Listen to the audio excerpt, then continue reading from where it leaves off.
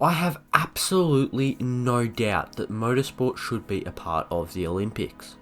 A 2-week event that introduces many people to new sports. But will car racing, our beloved sport, ever be recognised by the IOC? Most likely not, due to the Olympic Association not wanting any motorised sports a part of the games. The even sadder thing is that motorsport was a part of the Olympics all the way back in 1900. These games will be hosted by Paris and would consist of 14 different car races, ranging from 2 to 7-seater cars or even taxis.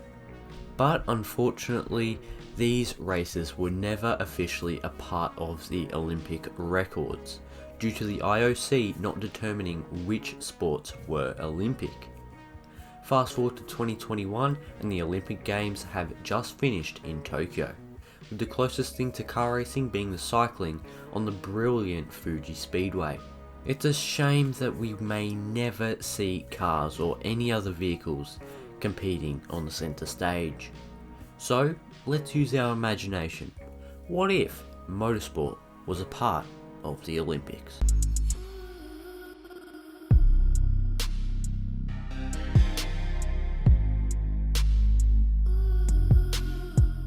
First and foremost, we must determine what the format for the event is.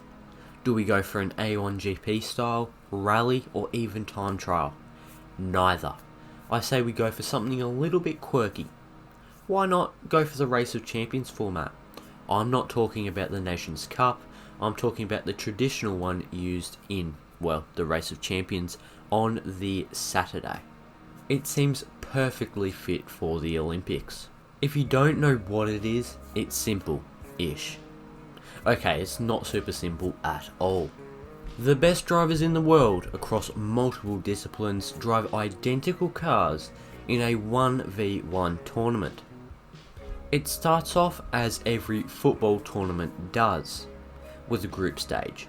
This ensures that fans will see plenty of their country even if they get eliminated before the quarterfinals. Every driver will have to drive different machinery in each race, meaning you'll have to prove how talented you truly are as you adapt to different car styles.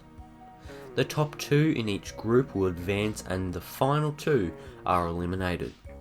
From there it gets simpler. The quarterfinals will see 4 matchups where the winner of each goes through to the semis. There we see the winners of each semi go through to the final.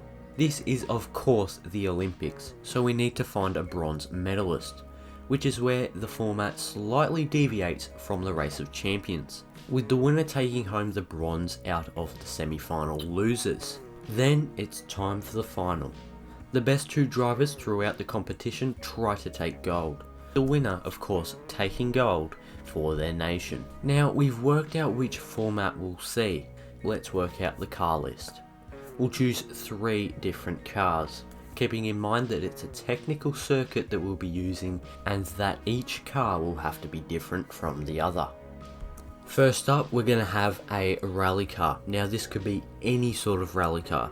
I don't know, it depends if it's the host nation hosting the cars. So it could be Citroen in terms of the rally car, and then we'll also have a TCR touring car. Once again, this could be any car. It could be a Peugeot, it could be a Cupra, it could be a Ford. Who knows?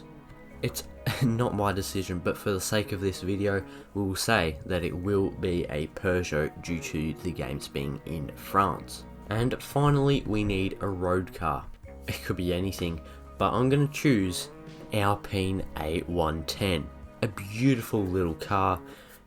It's an incredible little thing, and it is definitely one of my favourite cars out there right now that's on the road, I guess. It's beautiful. Finally, we need to look at the driver and country lineup. Each nation will have 1 driver that it nominates, and this could be anyone from anywhere. Rally, sports cars or open wheel will allow anyone. Pretending that this happens during the 2024 Olympics in Paris, let's start off with France. Surprise, surprise, Formula 1 driver Pierre Gasly takes a seat for the French team, with honourable mentions being Esteban Ocon, Sebastian Ogier and Kevin Estre. This year's host, Japan, continues the F1 trend with Yuki Tsunoda just getting it ahead of Takuma Sato. My country, Australia, sees Daniel Ricciardo taking it comfortably ahead of Will Power, Oscar Piastri and Jamie Whincup.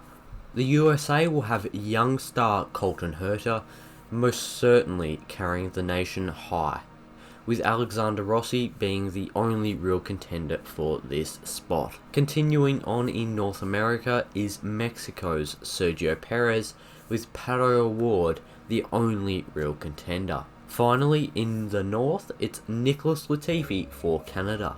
The only driver in South America is Brazil's Helio Castroneves. Moving back to Oceania, sees Scott Dixon taking the Kiwi seat ahead of a fierce contender list like Scott McLaughlin, Nick Cassidy and Shane van Gisbergen. South Africa has young gun driver in current DTM Championship leader and Nürburgring 24 winner Kelvin Vanderlinde.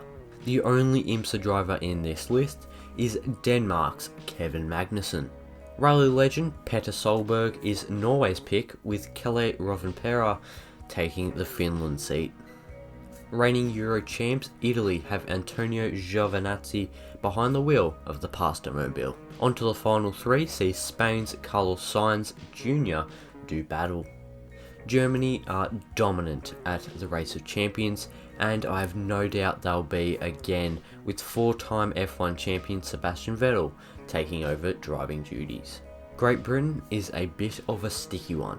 Whatever decision I make will see swarms of people outside my house, but I couldn't go past the 7-time Formula 1 world champion Lewis Hamilton, with Lando Norris and George Russell close behind. That's it for the driver lineups. Let me know who you'd put in each country's setup and comment what format you'd use.